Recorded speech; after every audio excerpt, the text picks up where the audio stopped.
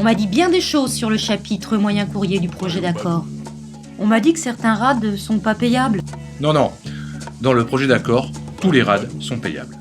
C'est notamment le cas des dépassements des limitations, c'est également le cas des post-repos INOP qui donnent 12 heures de RAD, et c'est également le cas des compositions d'équipage réduites qui donnent 24 heures de repos additionnel par service de vol et par PNC manquant.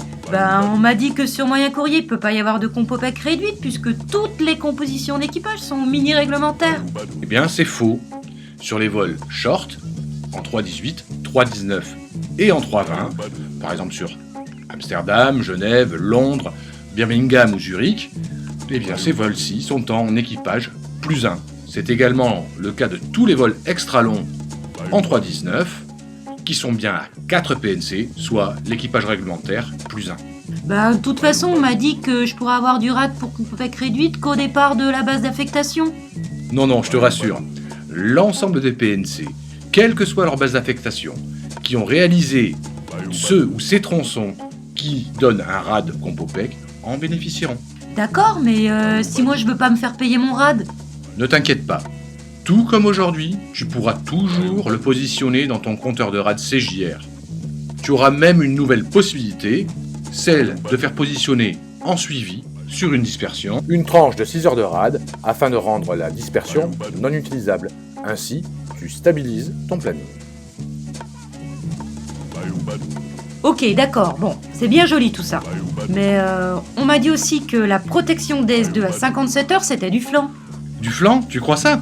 Regarde, par exemple aujourd'hui, il n'y a aucune protection. Ce qui fait que si j'arrive à 23h45 à J-3, je pourrai décoller à 6h au jour J. Avec la protection du projet d'accord, si j'ai une arrivée à 23h45 à J-3, eh bien je ne peux plus redécoller qu'à 10h15 au jour J. Ok, bon, ça c'est pas mal, mais on m'a aussi dit qu'avec ce projet, j'allais pouvoir faire 2 vols de nuit par mois. Oui, c'est une présentation, mais cela ne peut se faire que dans le même service de vol. Qui plus est, ce dernier est limité à 2 étapes. En fait, c'est typiquement l'exemple du Tunis, où aujourd'hui on est obligé de rester 3 heures sur le tarmac à clignoter des yeux sur nos sièges en cabine, pour ne pas aligner le retour en vol de nuit. Avec le projet, tu repars dans la foulée, et ce retour de nuit est compensé par une rémunération en conséquence.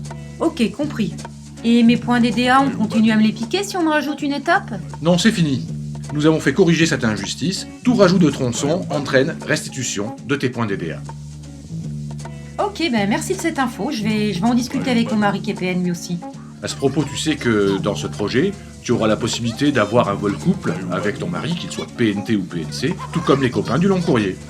En fait, il n'y a que des améliorations sur moyen courrier. C'est ça, tu as tout compris. On nous dit que, mais on ne nous dit pas tout.